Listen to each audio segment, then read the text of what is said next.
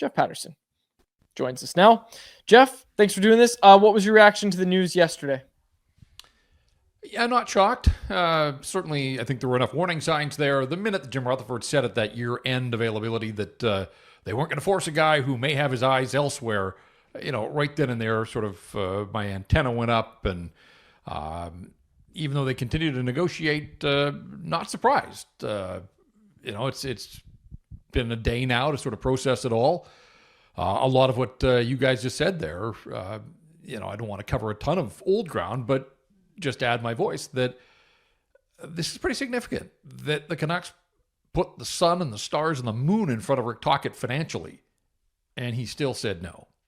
And I exchanged text with Rick this morning. I'm not going to get into what he said totally, but one of the things that he had mentioned was that he's going to walk away with his head held high because he poured his heart and soul into the 2.5 years he was here. And I think that just tells you the toll, the emotional toll that this past season particularly took on him. And if 5x5 wasn't enough to keep him here, clearly it wasn't about the dollars and cents. It was about the chance to win. And I think, like a lot of people, he looks short-term, but he looks long-term. And there are just better opportunities for anybody in the hockey world to go and win. And that's ultimately what it is all about. If it was just about taking the money, then sure, he could have done it. But it's clear to me that it was the situation that was in front of him. And whether it was the uncertainty around Quinn Hughes, whether it was the idea and the uncertainty of dealing with Elias Pettersson next year and not knowing after trying everything to get through to him this year, just it wasn't enough. And so I feel like ultimately, when I look at the news of the day yesterday, I'm disappointed. Rick Tocchet was great to deal with. Fans don't care so much about the interactions between the media and the coach unless they go sideways and then everybody eats it all up. But I feel for the fan base because it just feels to me like this franchise is back to square one now, where they essentially have resided for the better part of a decade aside from last season. And last season is so clearly the outlier now. And here we go again, not really knowing or seeing. I tweeted it at the trade deadline. I just didn't see a path right now with this organization. And a few months later, now they're without a coach. And I still am at a loss to sort of see how they get from here to there, especially when the president has mentioned twice in the span of a week just how difficult the work is going to be for the management group to rebuild this hockey club back into some sort of contender status. J-Pat, what do you think the Canucks should be looking for when targeting their next head coach? Oh, I mean, I guess they were willing to go to significant lengths for Rick Tocchet financially. So that's encouraging to me that this isn't necessarily that they're going to take the cheapest option.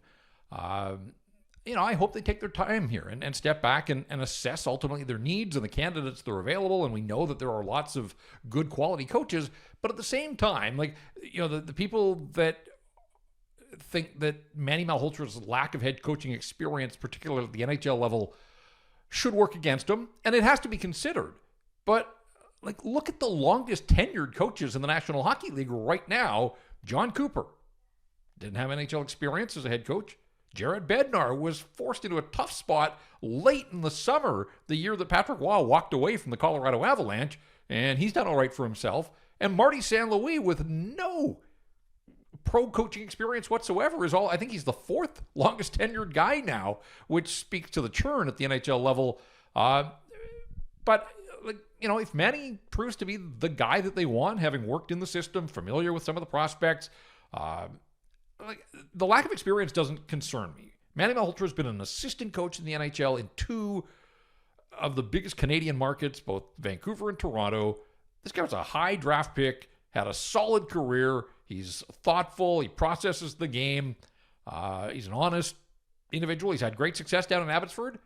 Spencer Carberry's going to be the coach of the year this year, I think, in the National Hockey League. Again, a guy that, worked his way up and got his opportunity. So this idea that you have to recycle a proven NHL head coach, I'm not sure that I go down that road for the Vancouver Canucks. And so if it is Manny, my only concern there, guys, is that they don't mess this up, because Manny's got a good thing going in Abbotsford right now.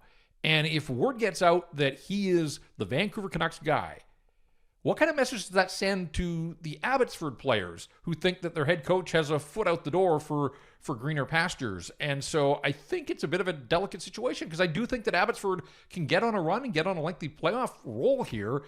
But the longer that goes, like if the Canucks have their eye on Manny being the guy and other vacancies are filled around the National Hockey League, I just kind of fear that the way that the news cycle works, that word will get out that, yes, Manny Malhotra is going to be the next head coach of the Vancouver Canucks. I think that puts him in a tough spot for the task that he has right now, which is trying to drive this Abbotsford group forward in the Calder Cup playoffs. You put it super well. Manny's obviously a friend of the show, having been on before. Look, I'm Team Manny. I've been saying it for a while now. Get me a Manny for president pin. I'm all for it. You put it really well. For president, or how about the pin should probably say for coach? No. Manny for president. Okay. For everything. Yeah. You put it really well though. That like you can hear when he answered even our questions. Just a super super thoughtful guy, and I think he thinks the game at a really really high level. So I'm all for Manny there. Okay. Speaking of presidents.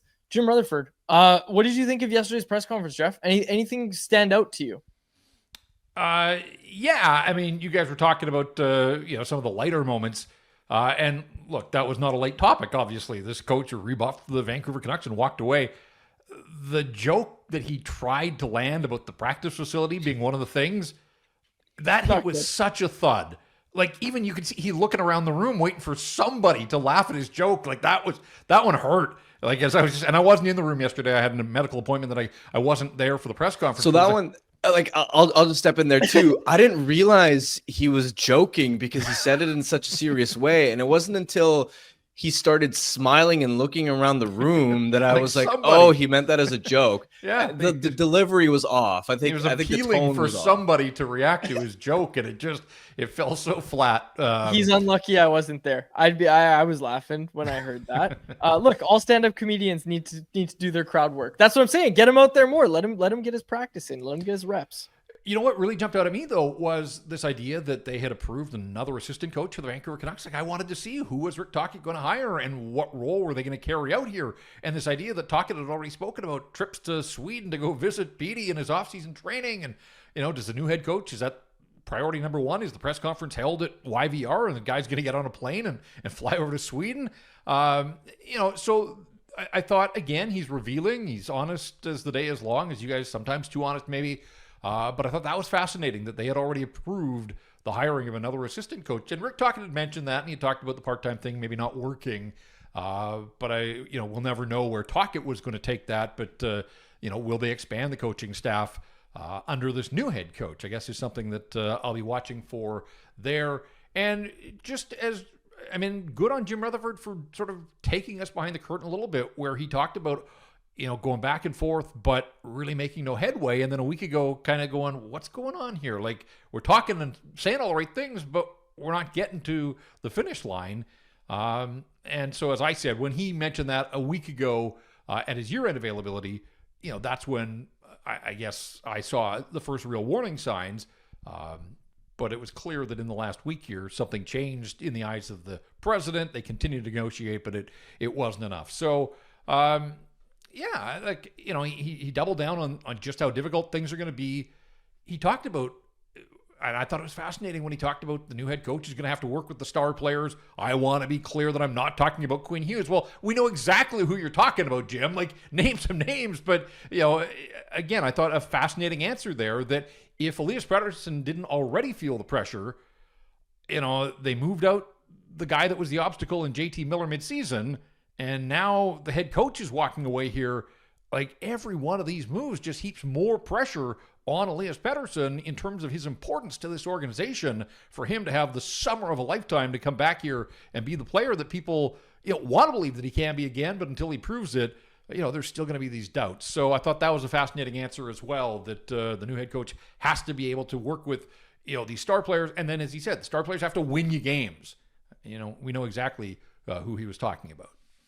Yeah, and I think in the hiring process, one thing the Canucks should be looking for is what candidates actually have answers or possible solutions around that Pettersson topic, because Pettersson really is the key for a Canucks bounce back next year. Him and Thatcher Demko staying healthy and playing at a Vezina level again, possibly. So that's going to be one of the first things I would be asking potential candidates in an interview setting is, what's your take on why Pettersson has struggled so prominently over the last 14 months? What's your theory? And what's your blueprint for getting him back to being a star player in this league? And that would also be really interesting from an information gathering perspective too. Getting the input of voices outside of your organization. So that's something that I'm really curious to see as well. And to that end, I think, and we would never be privy, we're not going to get transcripts of these interviews, but I would think any prospective coach would know that question is coming. So what are these candidates doing in terms of research? Because they haven't worked with Elias Pettersson, right? Like, most of them probably don't have firsthand knowledge. They've watched like we have and wondered what's going on. 102 points down to 45 points. Like, how does that happen? So who are they talking to? Where are they going to gain intel and gain some insight on some of the things? Because I'm not sure that a prospective coach can walk in the door to an interview and have the answers without sitting down with Elias Pettersson and really getting to know him. And we know that that's not easy. Rick Tocchet had trouble getting through to him. Other coaches at times have as well. But I think pretty much any interview is going to start with that as one of the main thrusts. And, you mentioned a Thatcher Demko. I saw Connor Garland was on the NHL Network and talking about whoever gets Rick Tocchet next is going to be lucky. It's funny. I got up this morning and I tweeted about Garland because I was just thinking about Connor Garland and his time in the National Hockey League. And I remember talking to him at the end of his second year. He came back after the start of his third year, because his first year he was here for 3 months and they had the organizational house cleaning, right? Like, his first 3 months he played under Travis Green. And then he had Bruce Boudreau as head coach. And so his first 2 seasons were disarray, and then the end of the Bruce era and all that kind of stuff.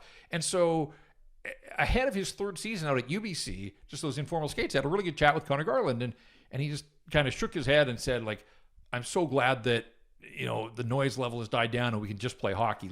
Little did he know what was coming down the pipe in a couple of years' time. But, this is a guy that came up through the Arizona Coyote system and saw the cheapest team in the league that barely paid its bills, and probably thought when he got traded from there that he had left his function behind and was coming to a real hockey market. All through that, a global pandemic, a season with no fans. Like, Connor Garland's NHL career has just been so bizarre. And I thought to myself, all right, he was a mid-round pick in 2015. So was Anthony Cirelli. And I'm not comparing the players here, but just their circumstances. Anthony Cirelli has played for one organization, one head coach, won a couple of Stanley Cups. I think he's played 120 playoff games. And here's Connor Garland, who has just put 4 coaches now in 4 years. I guess the point I'm getting at here is, I wonder if a guy, and I'm not reporting anything at all, and I'm not putting words in Connor Garland's mouth, but if Connor Garland decided, as a guy who's going into the final year of his contract, that he wanted out, he wanted to explore, options elsewhere where things are run properly. And like, I could totally understand that. I could understand that with Thatcher Demko too, even though he professed his love for the city. If Thatcher Demko wanted to play out his contract and just go explore, like, Brock Besser should run as fast as he can. Like, he owes the Vancouver Canucks nothing now. So this idea of circling back, Brock, go find another organization where you can win and win now. NHL careers are short. And so, that is the one thing through all of the dysfunction, we really haven't heard players wanting out, like coming right out and demanding trades. Remember, we thought about Garland at one time. He changed his agents. We thought that was what that was about. And Besser, his agent, was trying to find a taker for him. But it's getting to the point now, like, it wouldn't shock me if some players were like, enough of this. Like, the coach wanted out, I kind of want out as well.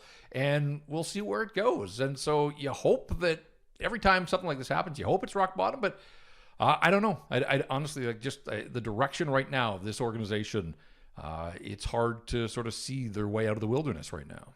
Hey, it was hard before yesterday's announcement too. Like, I'm pretty sure we were talking about that, and hard to see the direction when we were still thinking, oh, Rick Tocchet might come back. But yeah, that's kind of ramped up a bit. And on Garland, I must say, I could just see Garland be like, just trade me wherever Rick Tocchet goes, because Rick Tocchet is Garland's coach. Like, that is the guy that gets the most out of Connor Garland. And you brought up the NHL Network interview. In that interview, I think we have it over on CanucksArmy.com. In that interview, one thing you said is just like, I didn't understand the game until Rick Tocchet coached me. And obviously we know their story in Vancouver and how Garland really took a step under Tocchet. Yeah, without a doubt. And Garland has said that a few times, that he came into the National Hockey League. He was all about racking up points at a crazy pace in the Quebec League, but didn't really understand all assets of the game, being a pro, all those types of things, and demanded ice time in Arizona. And Rick Tocchet just said, "You're not there yet," essentially. And so the two of them reunited here in Vancouver, and Connor Garland proved to this coach that he can be a 16, 18, up over 20 minutes a night at times. Now, some of that speaks to the depth around him in this organization, but nobody's ever going to question the effort and the honesty and the hustle and compete of Connor Garland. And so that's why, I when I tweeted out this sort of career arc of his, I wasn't knocking Connor Garland in any way. It was just what a bizarre sort of path it's been for him through no fault of his own. Just all of this dysfunction that he has had to put up with, not just in hockey, but in society with the pandemic and everything else. At some point, you'd just like to think that this guy can find a path that will allow him to put some of the distractions and the noise behind him and just do his thing. So he's got another year left on his deal. He's a Canuck for now, but we'll see how far that goes and how long he lasts here. And again, I just come back to this idea that I do wonder, and the players don't get a say generally. I mean, Quinn might get some say in the next head coach, but the rank and file guys, they don't. Their job is to show up at training camp and be ready to play for whoever is the head coach.